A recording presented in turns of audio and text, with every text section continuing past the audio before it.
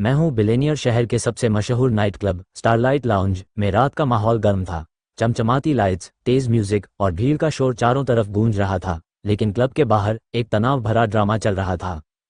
तू जैसे 2 कौड़ी के लड़के के पास स्टारलाइट का डायमंड कार्ड?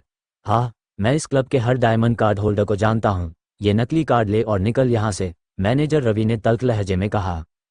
सामने खड़ा था नील, एक साधारण सा कॉलेज स्टूडेंट जिसके चेहरे पर गुस्सा और शर्मिंदगी का मिश्रण था।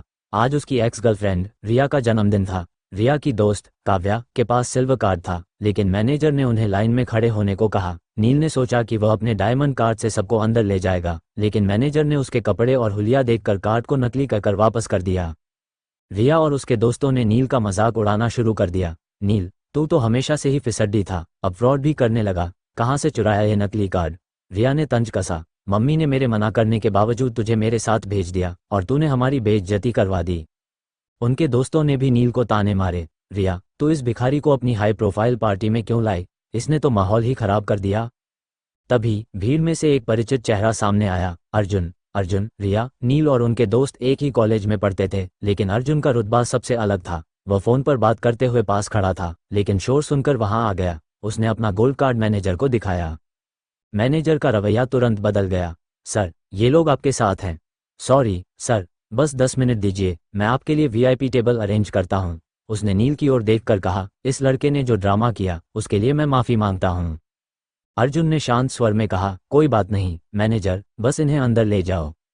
अंदर जाने के बाद रिया और उसके दोस्तों ने फिर से नील को ताने मारने शुरू किए। अच्छा हुआ अर्जुन ने सिचुएशन संभाल ली, वरना तू तो हमारी नाक कटवा देता। नील को अचानक एक अजीब सी बेचैनी महसूस हुई। उसका शरीर गर्म होने लगा, जैसे कोई आग उसके अंदर जल रही हो। वह चेंजिंग रूम की ओर भागा और जैसे ही उसने अपनी शर्ट उतारी, उसके कंधों पर 2 चमकते हुए सांप प्रकट हुए, एक सुनहरा और एक काला। वे उसके कंधों पर बैठ गए। ये क्या है? नील घबराया।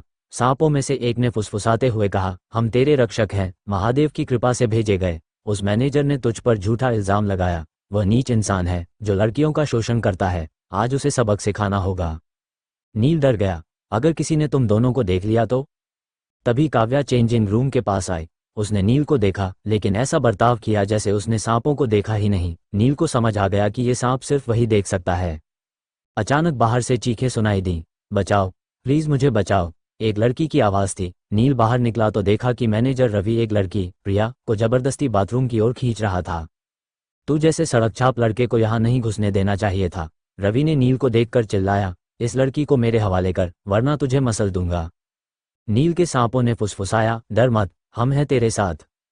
अचानक नील के अंदर एक अजीब सी ताकत जागी। उसने रवि को धक्का दिया और अगले ही पल रवि जमीन पर गिर गया। क्लब के कुछ वेटर और बाउंसर नील की ओर दौड़े, लेकिन एक एक करके वे भी जमीन पर गिरने लगे। नील की आंखें लाल हो गई थीं। वह जानता था कि यह उसकी ताकत नहीं, बल्कि सांपों की शक्ति थी। बाहर हॉल में भीड़ जमा हो गई। मेहमानों में कई बड़े लोग थे जो हैरानी से ये तमाशा देख रहे थे। रिया चिल्लाई, नील, तूने ये क्या कर दिया? तू पागल हो गया है क्या? तूने मैनेजर और बाउंसरों को क्यों मारा? मैनेजर रवि, जो अब तक दर्द से करा रहा था, चीखा, ये लड़का प्रिया को जबरदस्ती बाथरूम ले जा रहा था। मैंने उसे रोका तो इसने मेरा हाथ तोड़ दिया। सब हैरान रह गए। रिया ने गुस्से में कहा, नील, तू इतना नीचे गिर गया, शराब के नशे में तूने ये सब किया, तुझे शर्म नहीं आई? तभी काव्या ने चीख कर कहा, नहीं, नील ऐसा नहीं कर सकता, मैं उसे जानती हूँ, वो ऐसा इंसान नहीं है। प्रिया, जो मैनेजर के पास खड़ी थी, ने डरते डरते कहा, मैनेजर सच कह रहे हैं, इस लड़के ने मेरे साथ गलत करने की कोशिश की। नील ने दुखी होकर प्रिया को देखा, मैंने तुम्हें उस नीच मैनेजर से बचाया था, तुम्हें मुझ पर इल्जाम नहीं लगाना चाहिए था। तभी अर्जुन ने बीच में आकर कहा, एक मिनट रवि, पुलिस बुलाने की जरूरत नहीं, मेरा दोस्त शायद नशे में गलती कर बैठा, मैं प्रिया को मुआवजे में 2 लाख रुपए देने को तैयार हूँ। प्रिया का चेहरा लाल हो गया। वह जानती थी कि उसने झूठ बोला था। उसने कहा, मुझे पैसे नहीं चाहिए, इस लड़के को मेरे सामने घुटनों पर माफी मांगनी होगी और खुद को 50 थप्पड़ मारने होंगे। नील के सांपों ने फिर फुसफुसाया, ये लोग झूठ बोल रहे हैं, अब समय है सच्चाई सामने लाने का। अचानक हॉल में सन्नाटा छा गया। एक भारी कदमों की आवाज गूंजी। स्टारलाइट लाउंज का मालिक रॉकी भाई वहां आया। उसके साथ कुछ बॉडीगार्ड्स थे। उसने नील को देखा और मुस्कुराया। नील सर, आपने आखिरकार मेरा दिया डायमंड कार्ड इस्तेमाल किया, मेरे लिए कुर्सी लाओ, रॉकी भाई ने अपने आदमियों को हुक्म दिया। मैनेजर रवि के चेहरे का रंग उड़ गया। रॉकी भाई, ये गलतफहमी है। सब हैरान थे। नील जैसे साधारण लड़के को शहर का सबसे बड़ा डॉन कैसे जानता था? क्या नील कोई साधारण इंसान नहीं था? क्या उसके सांप वाकई महादेव की कृपा थे? क्या नील इस इल्जाम से खुद को बचा पाएगा? स्टारलाइट लाउंज के भव्य हॉल में सन्नाटा छा गया था। रॉकी भाई, शहर का सबसे कुख्यात डॉन, जिसका नाम सुनकर बड़े बड़े लोग कांप जाते थे, नील के सामने हाथ जोड़े खड़ा था।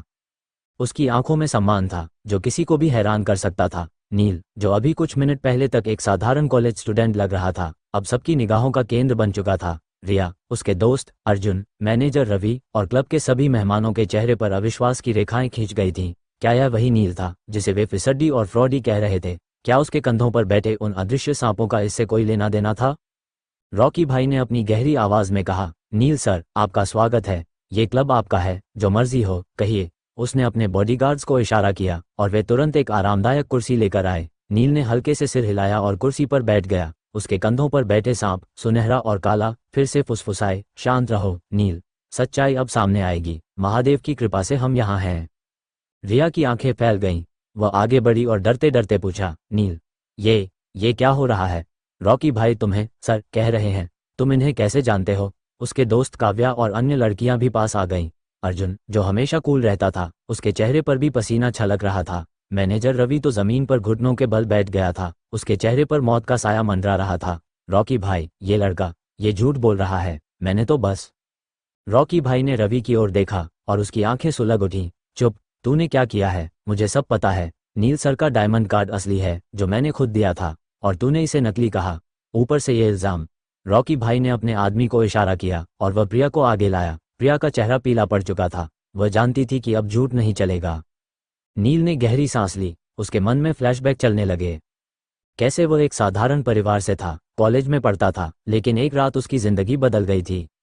वह हिमालय की यात्रा पर गया था, जहां एक गुफा में उसे महादेव की मूर्ति मिली। वहां से ही ये दो सांप, जो नाग देवता के अवतार थे, उसके साथ जुड़ गए। वे उसे अलौकिक शक्ति देते थे, लेकिन सिर्फ न्याय के लिए। नील ने कभी इनका इस्तेमाल नहीं किया था, सिवाय आज की रात। रॉकी भाई से उसकी मुलाकात भी उसी शक्ति की वजह से हुई थी। कुछ महीने पहले रॉकी भाई की बेटी खतरे में थी और नील ने नाग देवताओं की मदद से उसे बचाया था। तभी से रॉकी भाई उसका कर्जदार था। रिया, नील ने शांत स्वर में कहा, मैंने कुछ नहीं किया। वो मैनेजर झूठ बोल रहा है। प्रिया, अब सच बोलो। प्रिया ने सिर झुका लिया। आंसू बहने लगे। मैं डर गई थी। मैनेजर ने मुझे धमकाया था। वो खुद मुझे परेशान कर रहा था, और जब नील ने मुझे बचाया तो उसने मुझसे झूठ बोलने को कहा। हॉल में सन्नाटा छा गया। रिया ने प्रिया को गले लगा लिया। ओह नील, मुझे माफ कर दो। मैंने तुम पर इतना बड़ा इल्जाम लगा दिया। अर्जुन ने आगे बढ़कर नील के कंधे पर हाथ रखा। दोस्त, तू कमाल का है, लेकिन ये सब कैसे? नील मुस्कुराया। कुछ चीजें समझाने लायक नहीं होती।